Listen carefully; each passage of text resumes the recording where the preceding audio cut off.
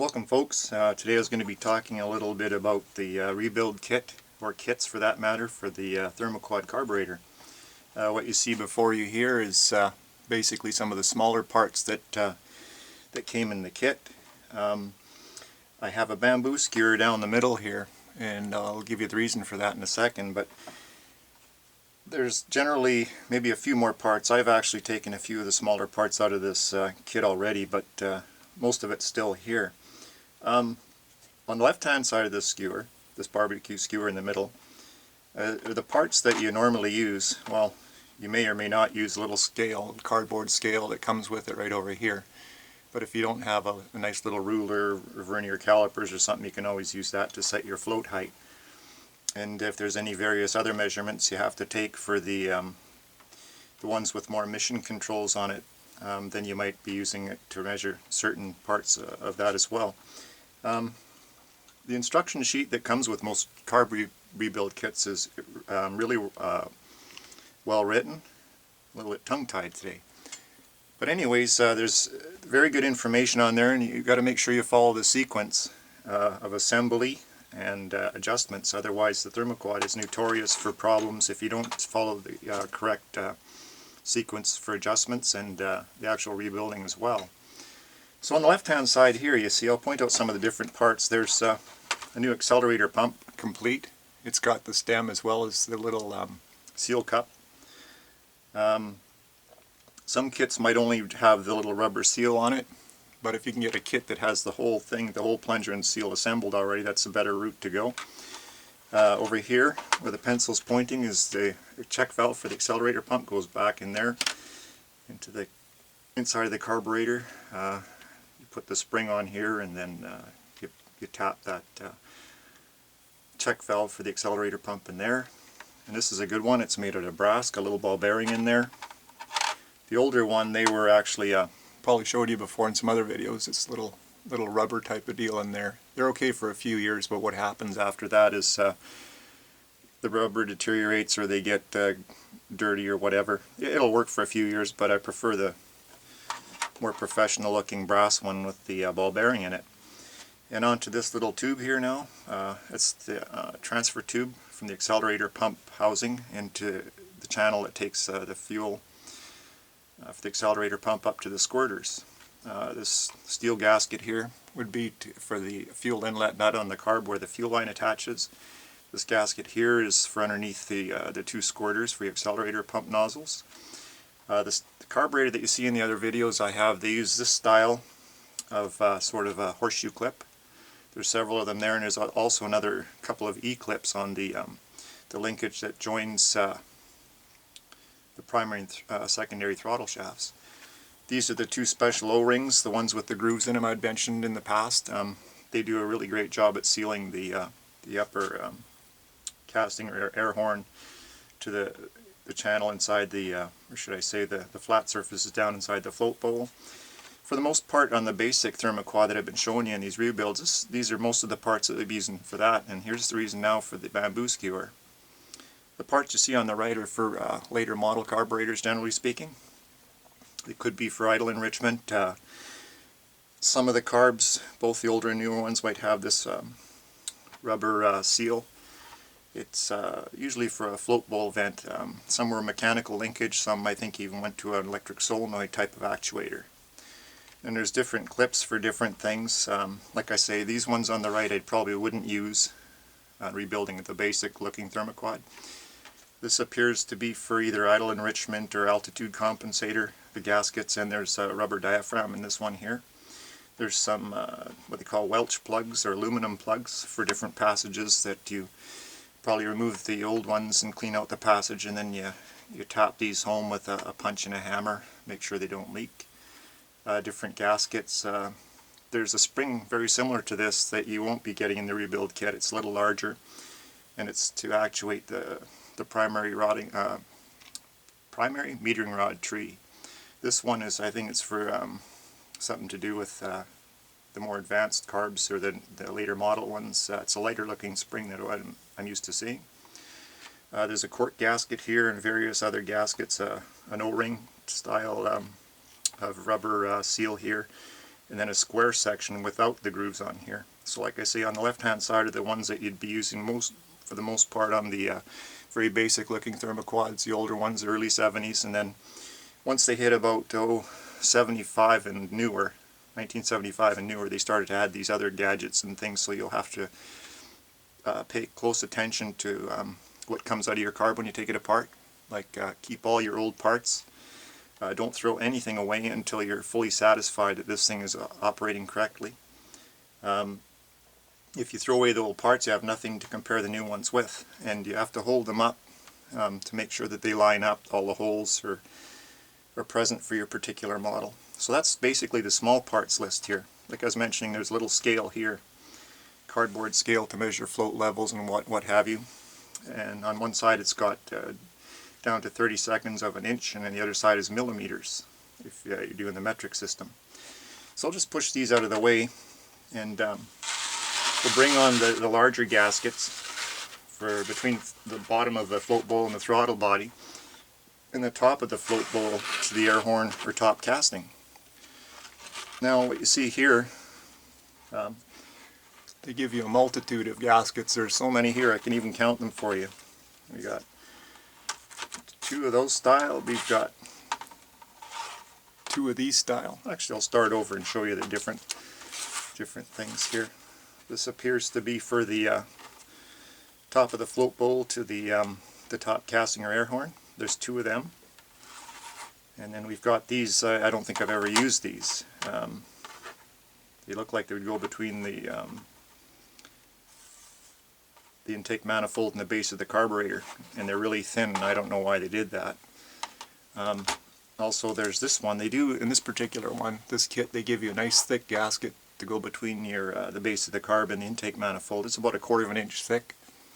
It has little plastic bushings for each corner where the 4 bolts go that secure your carburetor to the intake manifold. Much like the original ones were a 2-piece leather thing that were stapled together. I may have shown you in another video. This is a pretty good one here. This one I'll go for, but the thing you have to be careful with, all the secondary size openings for the Thermoquads, the ones I've been used to seeing is 2 1/4 inch, so you got to make sure these radius or radii all line up with the particular carburetor that you have. I'll spin it around and show you the front half. You got to make sure for this base gasket between the carburetor and manifold that these cutouts here match your carburetor. They made two sizes, 1 3/8 inch diameter butterflies, and then 1.5 inches. So you'd have to actually make sure that I got the that old intake manifold gasket to carburetor base here, so I could actually sit that on top, and it looks like it. You can see the difference there. I'll get the lighting right, but you can see it's actually taken up part of that. You could modify this if you wanted to, cut it out if you have the original one. You could still cut it out and everything, but it looks like it might have been for the smaller butterflies, so you pay very close attention to that.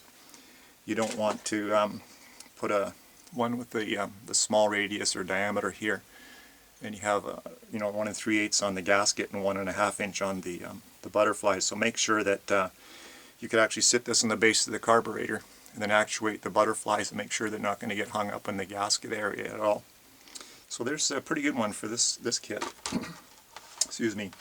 Then there's a couple more here. They give you actually way too many gaskets. They didn't really, as far as I've experienced, they never made gaskets for just one carburetor. They made it for several different models. That way they don't have to make so many kits. Okay, so a very careful thing. There's 2 of those, and you have to watch because some of the holes. Actually, before I forget, you got to make sure that if there is a hole intended, they're usually die cut, and sometimes you have these little bits of gasket material. It's fine if you see it like that loose in the box. That's not a problem. But if they're still stuck in the gasket and it hasn't been popped out by yourself, or if one was left hanging from when they put the kit together at the factory, you got to make sure all these are out if they were intended to be out. Otherwise that could plug a very important passage, and you'll wonder why your carburetor isn't running at all So make sure you get those little bits and pieces out of there. Have a close look before you use them. Okay, they made all different shapes and styles. Like I say, same thing here with the cutouts here. They're quite a bit different. This one, I can show you a little bit. You see there's a tab on this one sticking through. So they're all a bit different. So save your old gaskets and then put them side by side and have a look at both sides. Make sure all the holes line up and everything is 100% the same. Because if they're not, it could plug in, like I say, an important passage for either air or fuel. And you don't want that. You have to make sure you get a perfect match. And then they even give you some more, and I believe what these two are doing is they give you both sizes. These two appear to be for the 1 3/8 diameter primary throttle butterflies. And this other set here, they're a little bit larger on the primary side, so they're for the 1.5" primary. So make sure that you, like I say, use your old gaskets and hold them up to the light. Make sure all the holes line up, and there's nothing like those little chad things aren't plugging any holes. Everything's got to match up perfectly. I can't stress enough, but they do give you so many extra parts, more extra parts that you'll need. You can actually save the gasket material, make smaller gaskets for the gaskets that you're not using for anything on the rebuild, unless you have a friend or another carburetor that you could use them on. So you've got all these different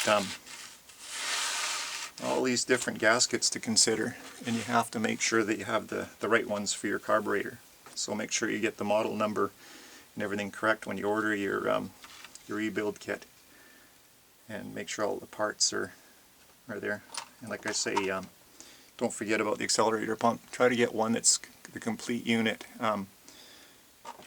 Very important part of any carburetor that uses accelerator pump style like this. You could get a new seal cup. That's the most important part, to make sure that seal cup fits really tight in the bore and there's no leakage.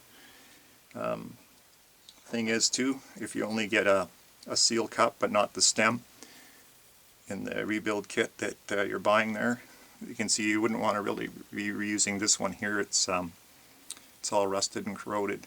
So that's why I say always go with the complete unit if you can get one. So always double check your parts. Make sure that there was the proper ones that line up with all the parts and pieces you have there. So just make sure. Another thing I could mention too is so all these little bits and pieces, don't lose any of them, especially if they're the ones that you're going to be using for the particular model of carb that you're rebuilding. Little spare parts extra, you can use them for whatever you want after you're satisfied that you've used the correct parts in the carb you're rebuilding. So there you have it, folks. That's the 101, if you will, on the carb rebuild kit. They're all a little bit different. Each manufacturer has their own way of doing things. So have a close look. Don't rush these things. If you start rushing, what will end up happening is you'll have to take it apart again, and you're not really sure how much of a problem you're going to have. But always check to make sure that your parts match up 100%. And I'll mention again, make sure that none of the holes are plugged. They all have to line up perfectly with your old gaskets, and if you have bits of your old gasket that got torn or whatever, you can always sit these between the parts that they're mating with, and that way you can be assured that everything's going to work correctly when you put this thing together. Another thing I could mention is you don't get floats, either phenolic, not phenolic, but what do they call that stuff? Anyways, the plastic floats and or the brass floats. Get new floats. They don't come with the kit, generally speaking. And if you do get this thick gasket rather in your rebuild kit, you can go with this one. 1/4 inch thick is fine. They went to an extra thick gasket between the bottom of the carb and the top of the intake manifold to keep the fuel cool. That's the reason it's so thick. So make sure that all your parts are the same size. Make sure everything fits good while I'm at it. When you after you put the spring in the accelerator pump plunger and the accelerator pump bore, you just tap this thing down. Make sure there's an interference fit when you tap this in. It can't just drop in, it has to hold itself in there with an interference fit. So check for little things in there, little debris from the factory. You know, they mass produce these, so check all these parts and make sure that there's no burrs or little parts like the gasket. Sometimes they'll have like little fuzzies on them or whatever. You just take you just scrape them off with your fingernail basically, and you don't want your engine to swallow any little bits and pieces. Like I say, they're mass produced. Just go over them and have a close look at them and make sure that you're happy with what you're putting in the with all the rebuild effort rather that you're putting into this carburetor. You might as well look for any little bits or pieces that might end up going inside your engine. You don't want that. So there you have it, folks. There's my take on rebuild kits for you. If you have any questions or concerns, you can always leave a comment down below this video, and within a day or two I'll get back to you and give you some advice and help you out a little bit. So there you have it. Take care and have a nice day. Bye for now.